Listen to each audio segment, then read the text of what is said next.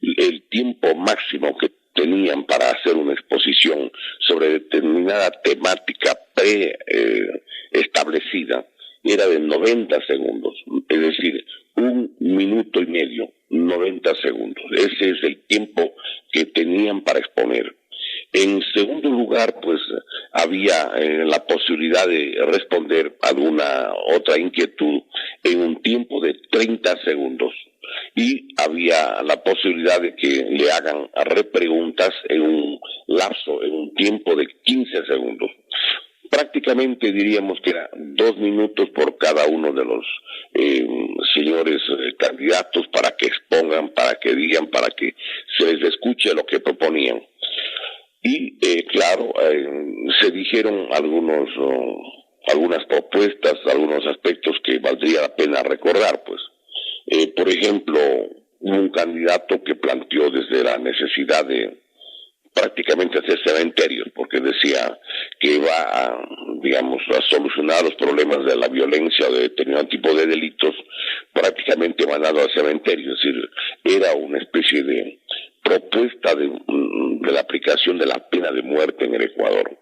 Eso, si bien puede resultar una propuesta radical, habría que analizar, dada la tradición del pueblo ecuatoriano, si es que aquello era posible o es posible. En primer lugar, tendrían que reformar la Constitución de la República para establecer la pena de muerte. Deben reformar el Código Orgánico Integral Penal y hacer una cantidad de otras modificaciones. Pero habían asimismo pues otras propuestas que apuntaban a buscar mecanismos. Algún otro candidato proponía, por ejemplo, que había que hacer un grupo, una especie de limpieza social, organizando una especie de grupo de élite que debería tener 2.000 personas, que serían provenientes de Fuerzas Armadas y la Policía Nacional, para realizar tareas, en otras palabras, de limpieza social. Esas dos propuestas me parecieron, que podían llamar la atención, no tanto por la posibilidad de la solución de los problemas del país, cuanto, diríamos, de la formulación de aspectos o sugerencias o propuestas políticas que antes no se habían hecho.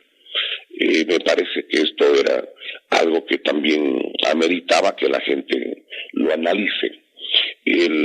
Porque claro, pueden resultar aspectos que no tienen mucha concordancia con lo que ha sido los antecedentes históricos, jurídicos, constitucionales de nuestro país. Hubo otros temas que en cambio notoriamente fueron ausentes y habían algunos temas en los que yo creo que por la velocidad, por el tiempo, por la cortedad de los segundos que disponían los candidatos, no podían haber sido adecuadamente aquilatados, pero que tienen repercusiones sin duda importantes para la vida nacional. Por ejemplo, es notorio que habían propuestas para entregar el patrimonio público al sector privado. Esa propuesta, recordemos, la hacían algunos candidatos. Desde el propio candidato a la reelección, el señor Novoa, igual que otras propuestas en esa misma línea como el señor Cucalón. También estaba en esa misma propuesta otros sectores políticos, como estuvo una propuesta en el sentido que debería entregarse a manos privadas el caso, por ejemplo, de lo que hacía el señor, el candidato del Partido Social Cristiano, el señor Cronfle, de la misma línea de que había que prácticamente transferir los bienes nacionales, porque según su apreciación era mucho mejor que lo hagan sectores privados.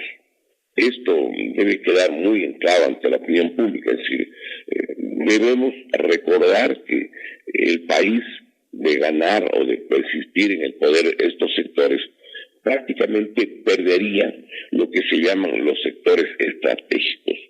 Ellos están planteando que van a enviar algunos sectores de carácter económico del país a manos perdería el Estado, irían a manos de empresas particulares o privadas o extranjeras. Eso debe estar muy claro en la opinión pública. Esa es la propuesta que se hicieron. En el tiempo que se permitió, digamos, que intervengan nuestros señores candidatos. Es importante, por ejemplo, señalar que los temas más importantes del país en realidad no se abordaron. Tal vez en parte habría la explicación de que había una especie de temática predeterminada, pero no decir algunos aspectos centrales me parece de que es una posibilidad lamentable, porque el pueblo no se va a enterar, no va a conocer lo que están planteando, lo que están proponiendo, justamente las distintas opciones políticas. Por ejemplo, nadie habló sobre el sistema electoral. El sistema electoral, a mi modo de ver, es el que determina prácticamente quiénes son las nuevas autoridades, quiénes se van a quedar con el órgano legislativo. Es decir, estos aspectos me parece que debieron haber sido puntualizados. ¿Cómo es posible que un país no pueda recuperar el patrimonio público? ¿Cómo es que todos o mucha gente es la que objeta, la que impugna el carácter público de bienes como el petróleo o la minería o el gas o los recursos más importantes de las empresas estatales del país? Entonces, claro, es un lugar común que algunos sectores políticos impugnen, por ejemplo, el hecho de la propiedad estatal sobre bienes públicos. Pero hay que preguntarse, bueno, ¿y quiénes han gobernado? Gobernó el señor economista Rafael Correa desde el 2007. Luego vino el gobierno del señor Lenín Moreno Garcés, que lo puso el propio señor economista Rafael Correa. Luego vino Guillermo Lasso, a quien le puso en el poder el propio señor Rafael Correa. Y luego está el señor Daniel Noboa, que también vale la pena recordar. Lo pusieron allí, ¿quiénes? El Consejo Nacional Electoral, pues ellos son los que definían quiénes son los finalistas. Entonces, yo creo que debería la población hacer memoria, es decir, muy bien, si el sector de carácter estatal no es bueno, hay que preguntar, bueno, pero ¿quiénes son los que eligieron a las autoridades y quiénes son los que mandan en el país? Pues, por ejemplo, ¿es o no es un hecho objetivo, ¿sí?, de que los que están gobernando son representantes de los sectores privados más poderosos, de los grupos económicos, diríamos, de mayor representatividad financiera y económica? Por ejemplo, el señor Guillermo Lasso representa a la banca, representa a los grupos económicos partidarios de la privatización. El señor Daniel Noboa igual, es de un grupo económico muy importante del sector bananero del Ecuador, y no de los grupos medios o los grupos pequeños, no, es de los grupos económicos más importantes del país. Y son de los sectores privados, ojo. Entonces, a mí me parece de que la contribución del debate no fue lo que deberíamos haber esperado, porque además los temas más importantes, nadie hizo una sola alusión. Por ejemplo, podríamos dar ejemplos concretísimos como los siguientes. A ver, un tema muy importante para el futuro del Ecuador es la recuperación de la riqueza nacional. ¿Quién planteó alguna sugerencia, acaso hubo, respecto a recuperar el dinero que se ha robado en los últimos 18 años? ¿Qué propuestas se formuló, qué se insinuó para recuperar el dinero que se llevaron? Resulta que en este país nos estamos olvidando que hay muchísimo dinero que se llevaron del Ecuador y que no ha habido poder en el mundo para que les hagan rendir cuentas. El caso de las propias, diríamos, centrales o las refinerías del Ecuador, ¿qué se ha hecho? ¿Cómo se puede intentar recuperar los bienes que se llevaron con los sobreprecios? ¿Qué se planteó sobre la administración de la justicia? El sistema judicial, el sistema jurisdiccional del Ecuador no funciona. Desde cuando se tomaron por asalto la administración de justicia del país. Eso lo hicieron, recordemos, en el gobierno del economista Rafael Correa, el día 11 de mayo del año 2011, 7 de mayo del 2011, domingo 7 de mayo del 2011. Se llevaron todo lo que significan las cortes de justicia, los tribunales, los juzgados, con el control del Consejo de la Judicatura, cuando le pusieron precisamente al señor, recordemos, Paulo Rodríguez Molina. Dirigía el sistema judicial del Ecuador un ingeniero electrónico. ¿Qué hacía el ingeniero electrónico? Aparte de ayudar a poner a las gentes allegadas al gobierno de la época, pero no tenía ninguna posibilidad, pues, de conocimiento en el campo jurídico. ¿Qué sucedería si el área de cirugía de un hospital público o privado maneja un ingeniero civil, o un veterinario, o un arquitecto? Ni siquiera era abogado. Y luego se tomaron el control total de la administración de justicia del país con el Consejo de la Judicatura, que continuó o tomó la posta el doctor Gustavo Jacques Robin. Esa es la realidad. ¿Qué se planteó, qué se formuló para la recuperación de los bienes públicos? Se pierden los bienes públicos y ya no hay nada que hacer. Ni siquiera se aludió en el debate, ni en el primer grupo ni en el segundo. Otro tema que es muy importante para la vida del país, para la vida de las próximas generaciones, es la recuperación de las 200 millas de mar territorial. Nadie aludió y dijo, vamos a intentar recuperar el mar territorial histórico del Ecuador, que entregaron en el año 2012. Recordemos que hay una sesión de la Asamblea Nacional del día 22 de mayo del 2012, la sesión 166,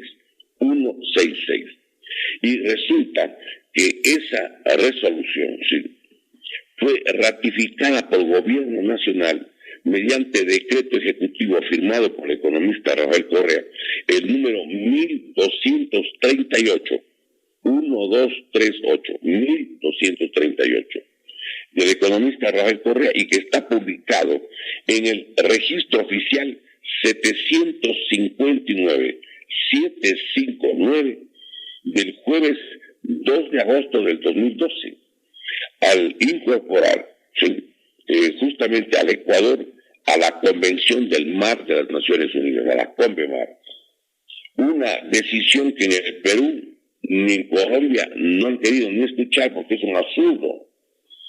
Establece justamente entre las regulaciones la CONVEMAR, el artículo 3 de la CONVEMAR, dice de que los países que son miembros solo pueden tener 12 millas de mar territorial. El Ecuador históricamente ha manejado 200 millas. ¿Por qué renunciaron a las 188 de las 200 millas marinas? Miren, la CONVEMAR favorece, por ejemplo, a los países más ricos, a las compañías y las empresas estatales o privadas de países que tienen flotas pesqueras que pueden desplazar a otro lado del mundo. Pero un país como Ecuador va a ir a coger alguna vez, por ejemplo, como si no tuviese pescado en Europa, en África, en Asia, no. Entonces, el artículo 3 de la CONVEMAR establece claramente, ¿sí?, que cualquier país que entre en la CONVEMAR, ¿sí?, pues sencillamente tiene que quedarse con 12 millas. En este caso, el Ecuador renuncia a la calidad de 200 millas, de las 188, de las 200 millas del mar territorial, renuncia a que sea de soberanía plena. Algo verdaderamente grave, muy grave. el registro civil, perdón, el registro oficial, en la que se publicó el texto de la CONVEMAR, quiero recordar, está en el registro oficial 857 del miércoles 26 de diciembre del 2012. Entonces, habría que, escuchar a quienes están de acuerdo en que perdamos las 188 de las 200 millas de mar territorial. Pero vemos ecuatorianos que no estamos de acuerdo con el ingreso a la CONVEMAR. Es un error colosal que le va a pesar a las próximas generaciones. Por ejemplo, el artículo 62, el numeral 2, y el artículo 69, numeral primero, de la CONVEMAR, determinan que sus países miembros deben dejar que otros estados se lleven la riqueza biológica que el país ribereño, país miembro de la CONVEMAR, no pueda capturar, que es el origen de la presencia de las flotas pesqueras depredadoras de otras naciones cerca del mar territorial del Ecuador. Pues hay flotas de la República Popular China, de Corea del Sur, de Japón, de otros países. Pero además, ingresar a la CONVEMAR para perder de las 200 millas, 188 millas de mar territorial, es una violación a la Constitución de la República. Viola el artículo 4, inciso primero de la actual Constitución, que determina clarísimamente que el territorio del Ecuador es inalienable, irreductible e inviolable. Pero aquí redujeron las 200 millas y pues está muy bien reducido según la gente que no quiere opinar sobre un tema tan crucial. La riqueza biológica mayor que tiene el país, aparte de lo que le pueda dar la agricultura, está en el mar. Perdónenme, pero las flotas pesqueras del mundo saben cómo están además ubicados por el calor de las aguas marinas, las distintas clases de riqueza biológica de pescado. En la parte ecuatorial, la parte más caliente de los mares, se encuentra el atún. Más abajo, digamos, estamos hablando a la altura del Perú, por ejemplo, existe no el atún, sino sobre todo la anchoveta. El Perú fue el primer país exportador de harina de pescado, que sobre todo se utilizaba para alimento balanceado de aves, justamente porque capturaba la anchoveta y hacían harina de pescado y lo exportaban aquello a todo el mundo. En una parte más fría, o sea, en el caso de Chile, allí existe salmón y otros productos. Pero en el caso del Ecuador, la riqueza del atún es muy grande, pero no lo explota además el Estado ecuatoriano, porque han tratado a toda costa de decir que todo lo que es estatal es malo. Y eso no es verdad. Esa es una mentira. Muchos negociados, perjuicios que han cometido al Ecuador, lo han hecho precisamente desde el sector privado también. Cuando se llevaron la plata de los cuentacorrentistas y ahorristas en el atraco bancario, recordemos, sí, lo hicieron los dueños de 17 bancos privados, no era el Estado.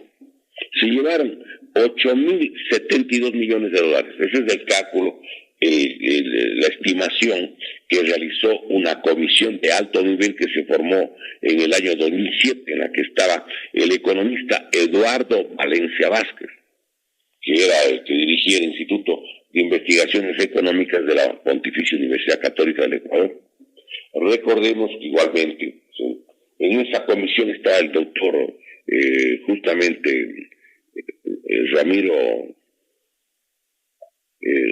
Ramiro Larrea Santos, que fue rector de la Universidad Católica Santiago de Guayaquil, y estuvo el señor obispo de Riobamba, sí, justamente en una comisión de alto nivel, sí, monseñor Víctor Corral Mosquera, y ellos hicieron el cálculo, pidieron información a las distintas personalidades, instituciones, a las universidades, hicieron un estimativo de 8.072 millones de dólares que se robaron. Se robó la banca privada y se robaron porque como la Constitución de 1998 permitía la privatización del sector petrolero, el sector minero, lo que es telecomunicaciones, lo que es el sector eléctrico, entonces podían comprar y entonces cogieron la plata de los cuentacorrentistas y ahorristas. Se llevaron la plata y ese dinero que se llevaron volvieron a imprimir, porque en esa época la moneda nacional era el sucre. Eso produjo la hiperinflación, que luego derivó en lo que es justamente fue la dolarización. Entonces la gente tiene que acordarse. Por ejemplo, ningún candidato se refirió, otro tema que es importante, bueno, primero lo de la Convemar era inconstitucional, porque viola el artículo 4, incluso, inciso primero, del actual texto constitucional que determina que el territorio del Ecuador es inalienable, no se puede tocar, es irreductible, no se puede recortar y es inviolable. Y quitar las 200 millas del mar territorial es sin duda un grave problema, un grave perjuicio al país. La recuperación del dinero robado, tampoco nadie tocó eso. No existe otro camino para recuperar el dinero sustraído de las arcas fiscales por la corrupción y que se calcula, recordemos, según algunas entidades internacionales, los 70.000 millones de dólares. Es esta cantidad. Puede que sí, puede que no, porque no existe un solo juicio, una sola investigación, no hay informes de Contraloría lo suficientemente, diríamos, ordenados, compendiados. ¿Cuál es el monto del dinero que se llevaron? Por ejemplo, habría que establecer regulaciones para que los hijos, los nietos de los funcionarios que manejaron el dinero del país en los últimos años, sobre todo en la época de la bonanza petrolera, y autorizaron egresos fiscales o contratos de cierto monto mínimo, deberían explicar en forma detallada y permanente y sin límite de ocasiones el origen de sus haberes, de dónde sacaron sus bienes en los próximos 50 años, por ejemplo. Debería entregarse quizás igualmente algún tipo de estímulo a los que ayuden a la difusión de esta barbaridad, pues. No se tocó el tema de la recuperación del dinero robado. Entonces queda todo ya olvidado. El dinero que se llevaron está bien llevado y no pasa nada. Por ejemplo, no se tocó un tema tan importante y crucial como de la seguridad social. Hubo una pequeña alusión, pero la seguridad social debe ser manejada por sus dueños. Esto es por los trabajadores, por los jubilados. De acuerdo al artículo 372 de la Constitución de la República, allí se señala que los fondos y reservas del Seguro Social Obligatorio serán propios de trabajadores y jubilados y distintos de los del fisco, y servirán para cumplir en forma adecuada los fines para su creación y funciones. Ninguna institución del Estado podrá intervenir o disponer de sus fondos y reservas, ni menoscabar su patrimonio. Eso dice la Constitución en el artículo 372.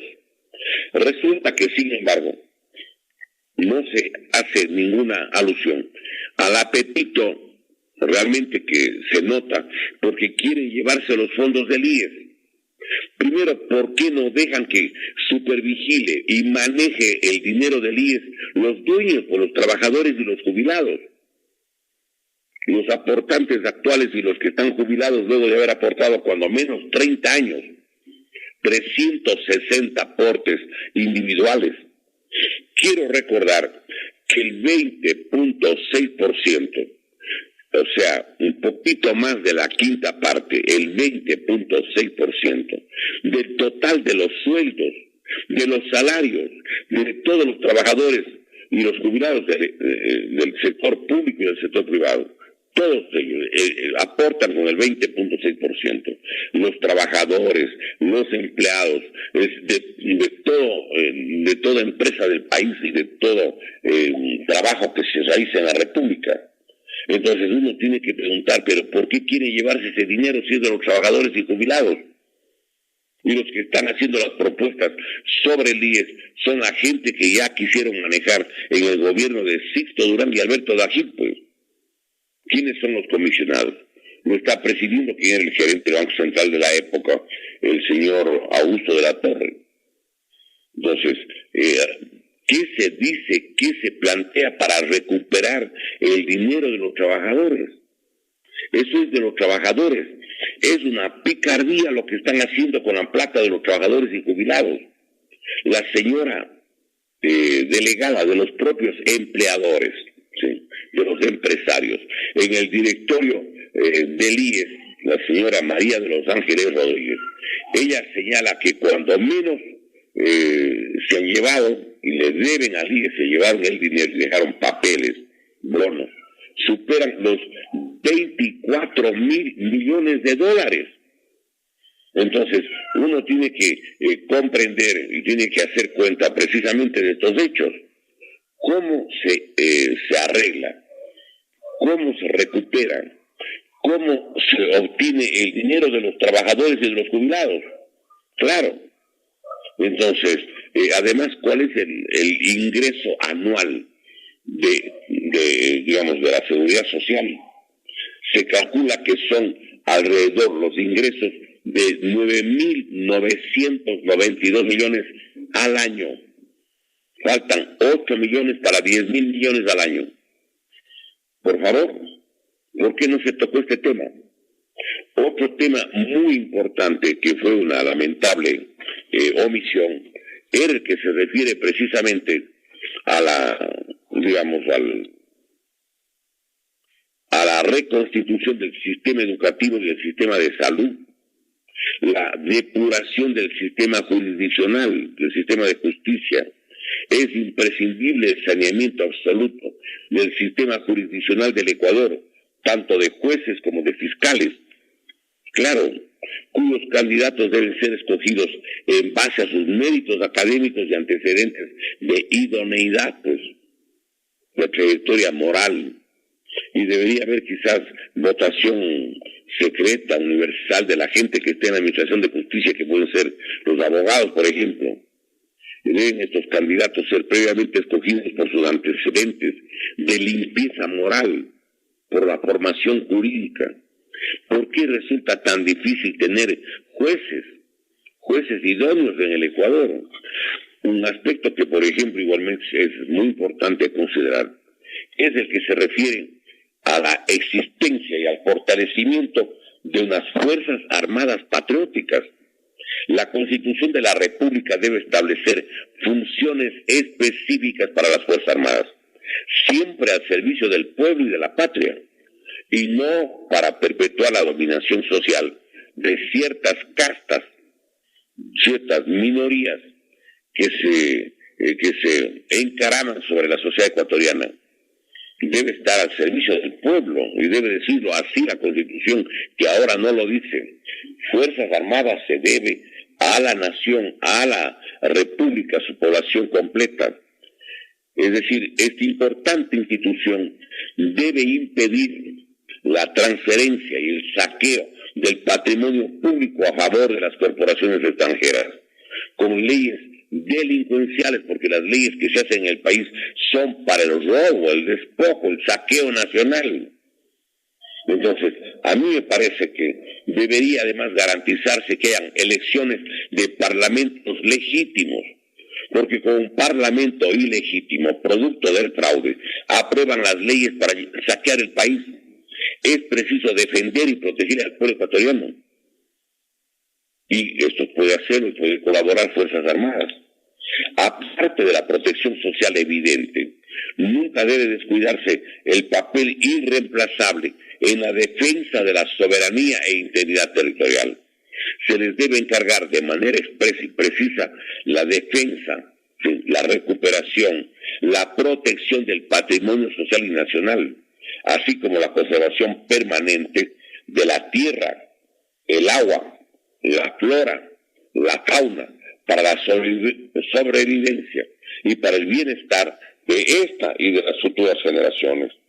Es obvio tiene que garantizarse que las nuevas generaciones estén adecuadamente protegidas. En el Ecuador, por ejemplo, deberían devolver el papel que tenía Fuerzas Armadas, por ejemplo, en el directorio de empresas públicas estratégicas. En el caso de Petroecuador, eran parte del directorio de Petroecuador, eran parte del directorio de la flota petrolera ecuatoriana, de las telecomunicaciones, de lo que es o era el antiguo INESEL, el Instituto Ecuatoriano de Electrificación. Claro, yo creo que el pueblo ecuatoriano tiene que reparar que es importante que estén en el directorio de las empresas públicas, para que no se las quieran robar y festinar o feriar, pues. En el gobierno del economista Rafael Correa, en el registro oficial número 35 del día 28 de septiembre del 2009, sí, 28 de septiembre de 2009, resolvieron retirarle a las Fuerzas Armadas, por ejemplo, del directorio del sector del petróleo, de las minas, de las telecomunicaciones, de todo, absolutamente. Entonces, a mí me parece que hay cosas que tienen que ser recuperadas. Otro elemento que no se podría olvidar es el que se refiere justamente al IAEN. El Instituto de Altos Estudios Nacionales debería ser devuelto a las Fuerzas Armadas. Yo creo que se creó el IAEN precisamente con ese objetivo, con ese, el plan de que haya un centro de estudios de la formación académica del Ecuador, a nivel de la institución militar, Fuerzas Armadas, Policía Nacional, el sector de la burocracia, todos ellos iban al Instituto de Altos Estudios Nacionales. Eso se lo formó en el gobierno del general Guillermo Rodríguez Lara, cuando era cuando era ministro de Relaciones de los Recursos Naturales, el contraalmirante Gustavo Jarrín Ampudia. Cuando le quitaron, le sacaron de las Fuerzas Armadas del Instituto de Altos Estudios Nacionales. Recordemos que eso lo hizo el gobierno del señor economista Rafael Correa. ¿Cuándo? ¿En qué ley? Escribieron la Ley Orgánica de Educación Superior, la LOES, que está publicada en el suplemento del registro oficial número 298 del 12 de octubre del 2010. Ahí está. Les retiraron, cuando eso debería regresar, o debería nunca haber salido de manos de Fuerzas Armadas, cuando se estudiaba la realidad nacional por parte de los señores oficiales del Ejército, de la Marina, de la Aviación, la Policía Nacional. A mí me da la impresión incluso que le quitaron el IAEN, el Instituto de Altos Estudios Nacionales. ¿En qué circunstancias? Como paso previo a meter al Ecuador en la Convemar.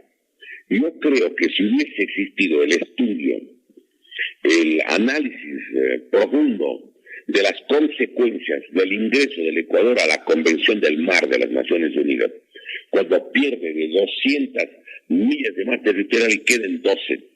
Yo quiero que recordemos que eso se hizo luego de que, con la disposición general novena, esto hay que recordar, disposición general novena, de la Ley Orgánica de Educación Superior de la LOES, publicada en el suplemento del registro oficial número 298, del 12 de octubre del 2010, deciden quitarle a las Fuerzas Armadas el Instituto de Altos Estudios Nacionales, cuando ese era un centro de estudio, de formación, de análisis de los problemas del país. ¿Por qué tener miedo a que exista una formación patriótica, nacionalista, de una entidad crucial para el presente y el futuro soberano de nuestro país? Es indispensable que se precautele y garantice la carrera y la formación de los altos oficiales, quienes solo pueden ser excluidos por decisiones absolutamente motivadas. No le pueden sacar a un señor oficial si no hay las razones para el efecto. Una cosa que debería igualmente tener presente para el debate, para las propuestas de los problemas de nuestro país, Por ejemplo, recordemos que debe sanearse el sistema electoral.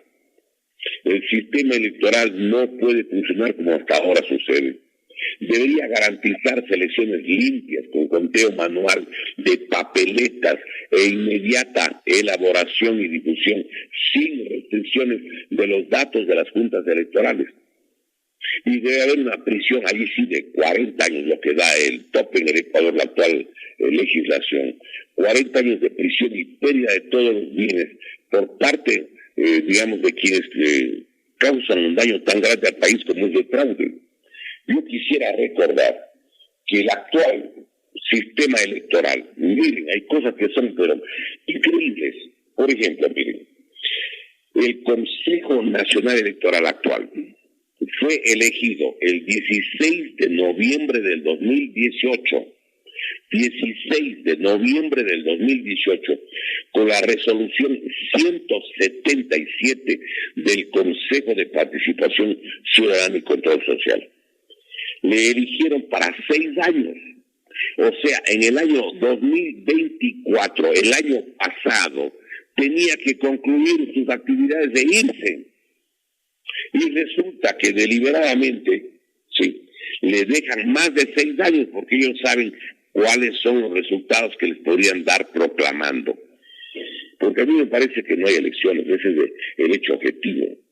Entonces, ¿cómo es que el Consejo Nacional Electoral, que le eligen el 16 de noviembre del 2018, está todavía vigente en actividad en el año 2025? Los 6 años se cumplieron en el año 2024, por favor. Pero aquí no se respeta la Constitución.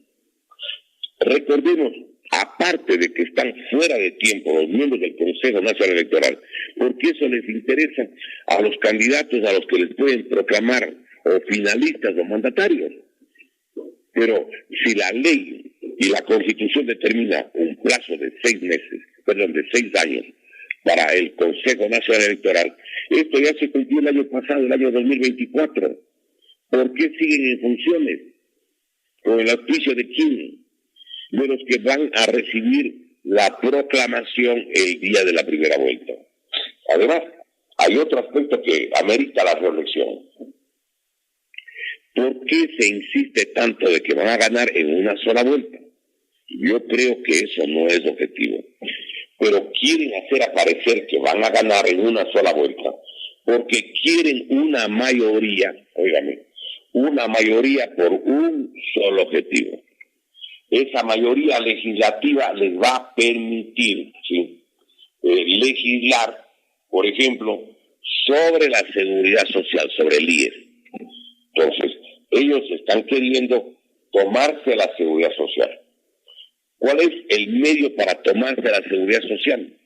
Es la mayoría legislativa de origen fraudulento. ¿Cómo hicieron las leyes para llevarse, por ejemplo, el sector petrolero, para llevarse el sector minero, para llevarse todos los bienes públicos? Lo hicieron a través del fraude electoral, pues. Y yo creo que eso hay que recordarles, pues. ¿De qué manera hicieron eso? Hay que hacer memoria. Por ejemplo, para llevarse el petróleo ecuatoriano, expidieron una ley que se llama la Ley Reformatoria a la Ley de Hidrocarburos y a la Ley de Régimen Tributario Interno. Esa ley se publicó en el registro oficial número 244 del día martes 27 de julio del 2010. El gobierno del economista Correa hace 14 años. Y allí permite, ¿sí?, que en ejercicio de sus facultades el presidente de la República pueda entregar a dedo, ¿sí?, al que él quiera, ¿sí?, a la compañía que lo desee, las reservas de oro, de plata, de cobre, de tierras raras.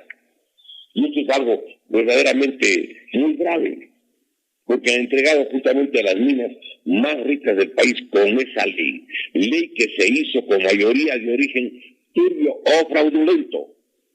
La ley, por ejemplo, para entregar el oro, la plata, el cobre, quiero que recordemos, la ley de minería, esa se aprobó en el gobierno del señor economista Rafael Correa y se publicó en el suplemento del registro oficial número 517 del 29 de enero del 2009.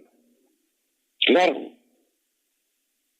eso hay que recordarlo. Y tiene normas que son realmente dañinas al interés nacional. Se establece, por ejemplo, en el artículo 31, que el Estado puede otorgar excepcionalmente concesiones mineras directas a través de un acto administrativo, o sea, de la decisión del presidente de la República. Y en el artículo 93 de la ley establece que las regalías, por ejemplo, sí, para el Estado ecuatoriano, serán las siguientes, las regalías. El 5% mínimo, nadie puede no pagar el 5%, pero en el caso del oro, la plata y el cobre, establece claramente que en ningún caso superará la regalía que dejen para el Estado en el 8%. Es decir, de la regalía el 92% se llevan las compañías multinacionales. Eso está publicado, repito, en la ley de minería, que la sacó el correísmo y que está publicado en el suplemento del registro oficial número 517 del 29 de enero del 2009. Miren ustedes, con esas leyes, ahora, por ejemplo, el gobierno del señor Daniel Noboa va a entregar el campo Sacha. El campo Sacha va a entregar, y ¿cuál es el valor, la trascendencia, la repercusión económica? Miren, con el campo Sacha se produce en el país ahora 77,000 barriles diarios. 77,000 barriles diarios de petróleo. Hagan la cuenta ustedes, sí, que estaba costando en el mes de diciembre pasado, hace un mes atrás, aproximadamente estaba en 62, 63 dólares. Cada barril. Multipliquemos 60 por los 77,000 barriles. ¿Cuánto significa eso? Estamos hablando prácticamente, sí, y la cantidad de dinero colosal, pues. Estamos hablando de 4,620,000 dólares diarios. 4,620,000. Multipliquemos eso por 30 días y estamos hablando de alrededor de 138 millones al mes. Y estamos hablando en 365 días que tiene el año, prácticamente una cantidad que llega a los 1.630 millones de dólares. 1.630 millones al año. Y están queriendo entregar, sí, justamente el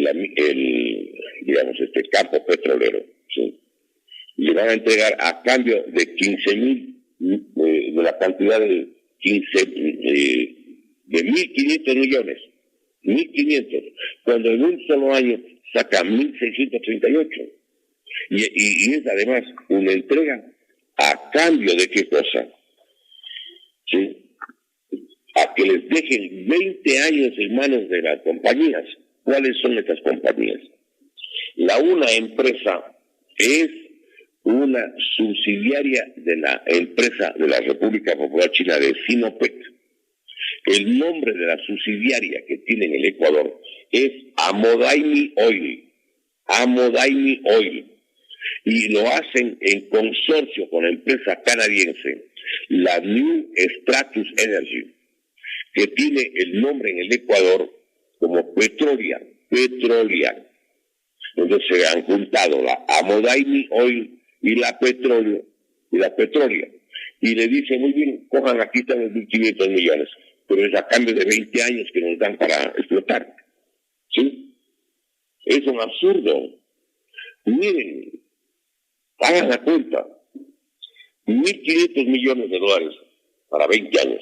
Significa 75 millones por año, en 20 años. Pero $60 el barril por 77,000 barriles diarios significa 4,620,000 al día, $138,600,000 al mes, y en los 365 días del año, ¿sí? Estamos hablando de la cantidad de $1,638 millones.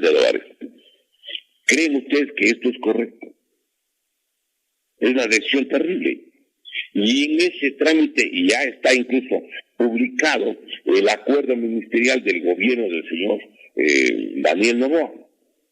Está publicado en el registro oficial del 23 de diciembre, la víspera de Navidad, 23 de diciembre del año 2024. Pero claro, la Navidad no es para el país, la Navidad es para las compañías, para la Petrolia y la Amodaimi Oil, subsidiarias de la Sinopec de la China y de la New Stratus Energy de Canadá. Esa es la realidad.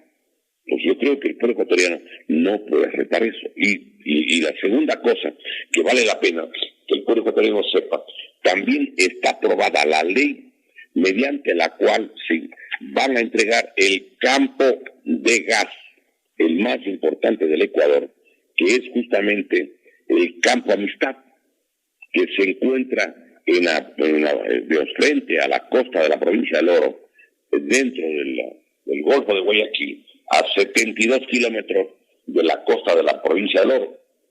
Pero allí existe, a mi modo de ver, otro gato encerrado.